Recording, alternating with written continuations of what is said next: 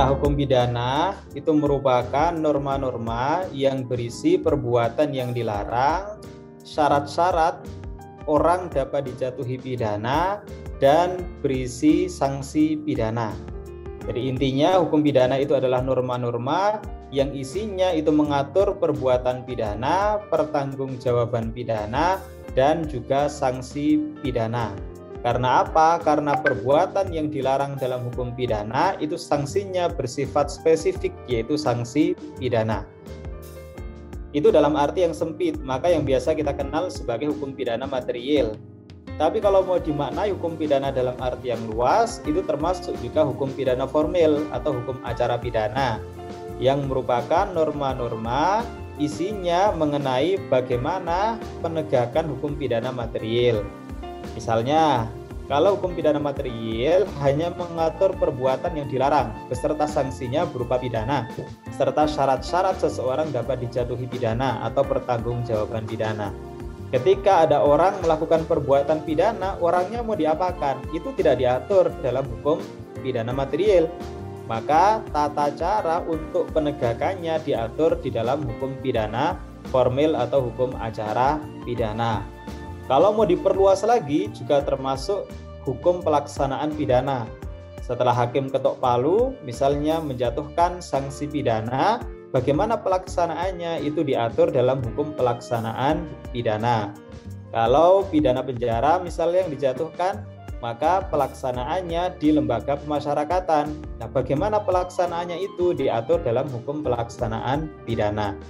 Jadi hukum pidana itu bisa dimaknai secara sempit, yaitu hukum pidana material, bisa dimaknai secara luas, hukum pidana material plus hukum pidana formil, dan bisa dimaknai sangat luas, yaitu hukum pidana material, hukum pidana formil, dan hukum pelaksanaan pidana.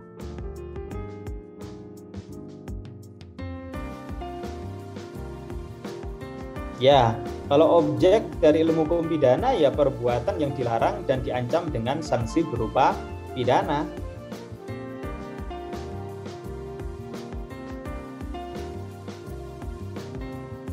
Kalau terkait dengan tujuan hukum pidana, sebenarnya ada dua aliran besar.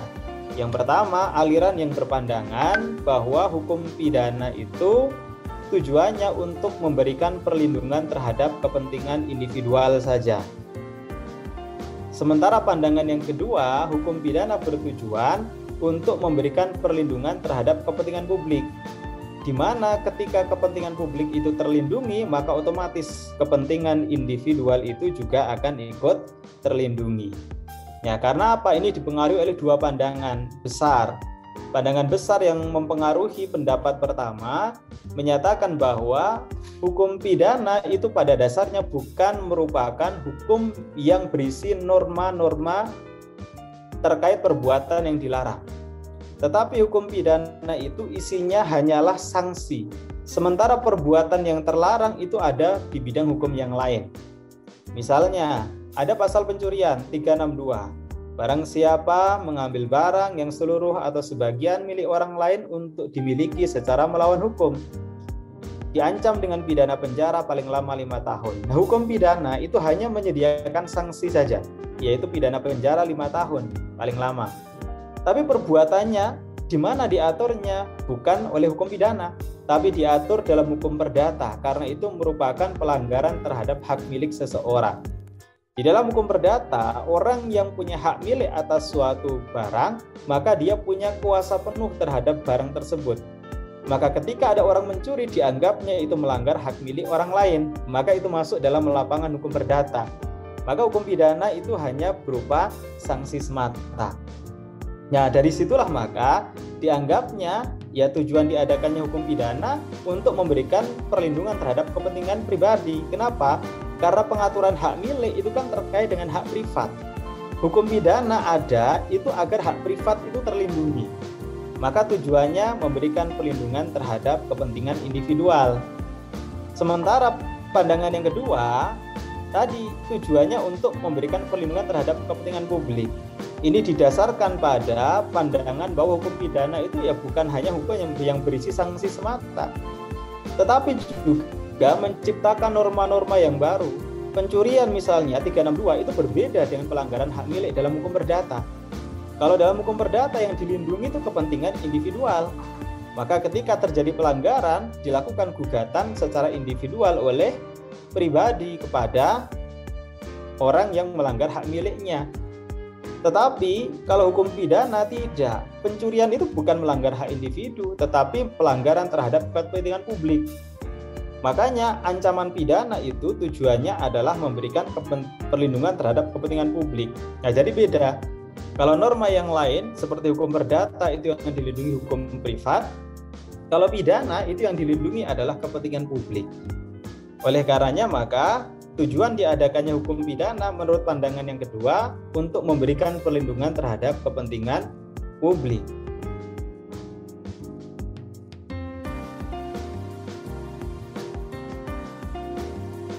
Kalau delik formil itu merupakan perbuatan pidana yang hanya menekankan pada cara perbuatan itu dilakukan, tidak mensyaratkan adanya akibat tertentu. Contohnya seperti tadi, pasal pencurian 362.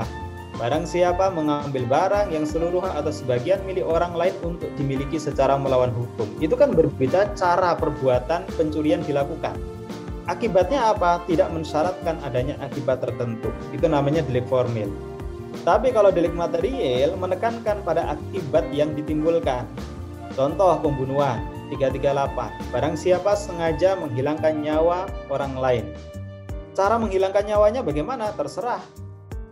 Tidak diatur di dalam rumusan deliknya.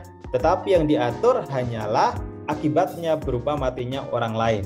Perbuatannya yang penting disengaja apapun, mau itu mukul, mau itu pakai senapan, mau pakai pedang, tapi yang terpenting adalah dia melakukan perbuatan dengan sengaja kemudian berakibat pada hilangnya nyawa orang lain. Jadi kesengajaannya itu memang untuk menghilangkan nyawa dan memang sudah terjadi hilangnya nyawa itu.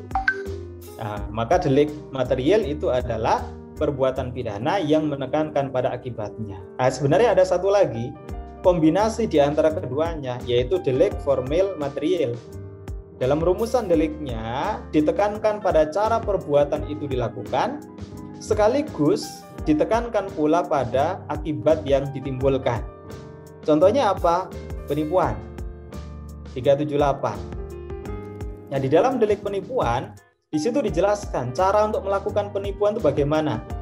Oh, perbuatannya untuk menguntungkan diri sendiri atau orang lain. Bagaimana caranya? Menggunakan tipu muslihat, identitas palsu, dan seterusnya. Akibatnya apa? Akibatnya orang tersebut yang menjadi korban itu harus sudah menyerahkan barang atau menghapuskan piutang. Jadi ketika sudah ada perbuatan menggunakan tipu muslihat atau identitas palsu atau yang lainnya, sementara orang itu belum tergerak untuk menyerahkan barang atau menghapuskan piutang, maka berarti itu belum termasuk dalam kategori delik penipuan.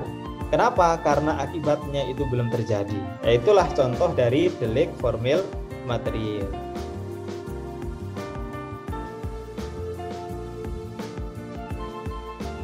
KUHP kita memang masih membagi tindak pidana menjadi dua, yaitu kejahatan dan pelanggaran.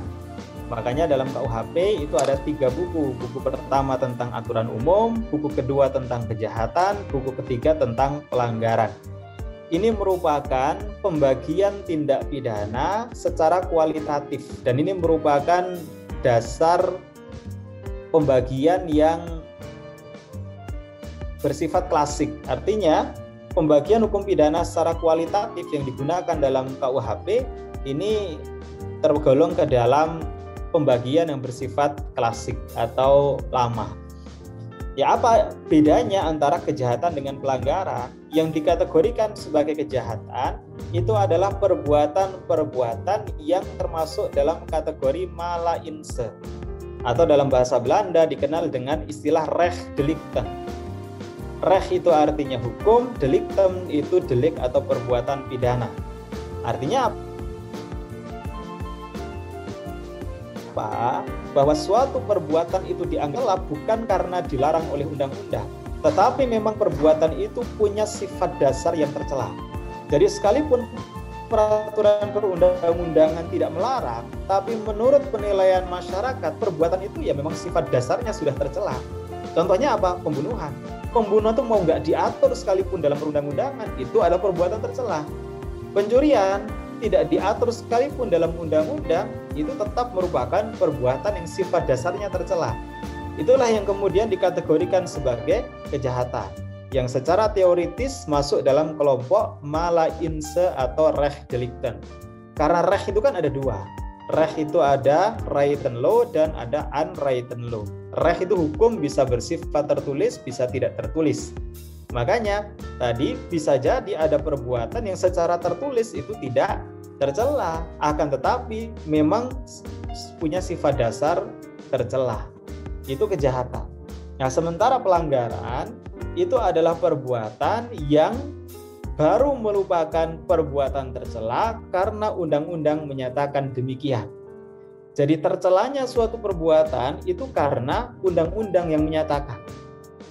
Nah, yang termasuk dalam pelanggaran itu adalah perbuatan yang dikategorikan sebagai mala prohibita, atau dalam bahasa Belanda dikenal dengan istilah Wetsdelikten. Itulah bedanya Recht dengan Wets. Kalau Recht tadi artinya adalah hukum, bisa written law, bisa unwritten law. Tapi kalau Wet itu adalah undang-undang atau hukum tertulis. Sehingga untuk perbuatan yang sifat tercelanya itu muncul karena dilarang oleh undang-undang, oleh pembentuk KUHP dimasukkan di dalam buku ketiga KUHP, yaitu masuk dalam buku pelanggaran. Nah, sementara sekarang di dalam RUU KUHP sudah tidak dikenal lagi pembedaan antara kejahatan dengan pelanggaran. Kenapa demikian? Karena pembedaan itu nggak jelas. Nah, contoh yang masuk dalam buku ketiga KUHP sekarang, ada orang yang membuat keributan di dekat tempat peribadatan. Itu perbuatan tercela atau tidak? Kalau menurut konsep dulu dirancangnya KUHP itu adalah Wetsdelikten. Itu nggak tercela. Tercelanya itu karena memang undang-undang melarangnya. Jadi tercelanya perbuatan itu karena dilarang oleh undang-undang. Tapi apa iya orang teriak-teriak di dekat tempat peribadatan itu tidak punya sifat dasar tercela? Nah, tentu menjadi sulit untuk membedakannya. Oleh karenanya maka RUU KUHP hanya terdiri atas dua buku. Buku pertama tentang aturan umum, buku kedua tentang tindak pidana.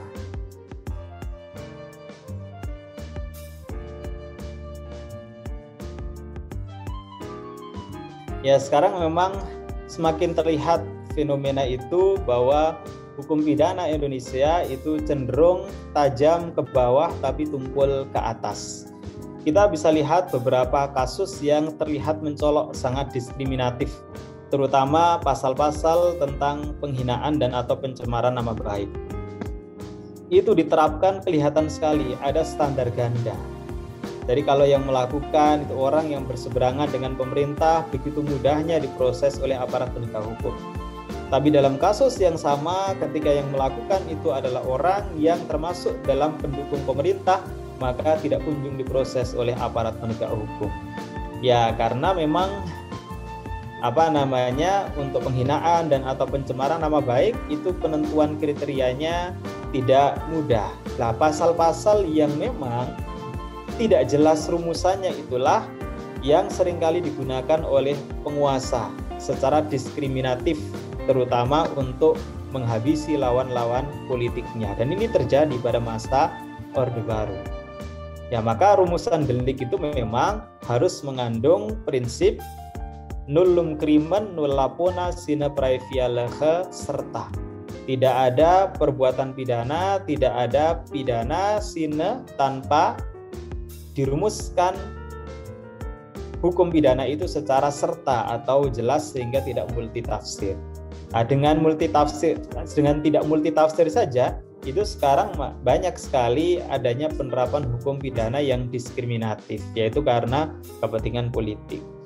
Kemudian yang lain-lain misalnya seperti ya delik korupsi itu terkadang kalau diperbandingkan dengan kasus yang lain sama-sama delik korupsi, kasusnya mirip tetapi penerapannya itu berbeda. Kemarin ketika ada kasus Jaksa Pinangki dipidana dengan pidana yang relatif rendah jika dibandingkan dengan pidana yang dijatuhkan terhadap Angelina Sondakh. Nah, padahal alasan hakim kenapa Pinangki itu dijatuhi pidana yang relatif lebih ringan dibanding dengan Angelina Sondakh karena Pinangki masih punya tanggungan anak, sehingga dia perlu untuk lebih banyak waktu dalam mengasuh anaknya. Angelina Sondakh kan juga kasusnya sama. Jadi memang ya banyaklah orang yang punya akses dengan kekuasaan itu lebih cenderung diuntungkan dibanding dengan orang-orang yang jauh dari kekuasaan. Nah, contoh yang lain yang gampang. Ya, dulu terkait dengan kasus ada diskusi ilmiah yang mau diselenggarakan di salah satu perguruan tinggi. Topiknya terkait dengan pengaturan dalam hukum ketatanegaraan mengenai pemakzulan pada masa pandemi. Ya, justru yang dipersoalkan adalah para penyelenggara diskusi itu. Padahal itu kan diskusi ilmiah. Ada seorang dosen perguruan tinggi tertentu yang dia berpendapat bahwa diskusi itu merupakan perbuatan makar dan itu akhirnya tersebar luas. Nah, ini kan menggiring opini agar orang membenci, agar orang memusuhi orang-orang yang hendak menyelenggarakan diskusi ilmiah terkait dengan topik itu. Tetapi sudah dilaporkan nyatanya juga tidak kunjung diproses dosen yang menyebarkan ujaran kebencian atau hate speech itu.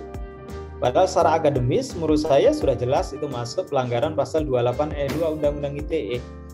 Jadi kesimpulannya memang fenomena itu dari beberapa fakta terjadi. Jadi begitu mudahnya hukum menjangkau masyarakat yang jauh dari kekuasaan, tapi begitu sulitnya hukum itu menjangkau orang-orang yang dekat dengan kekuasaan.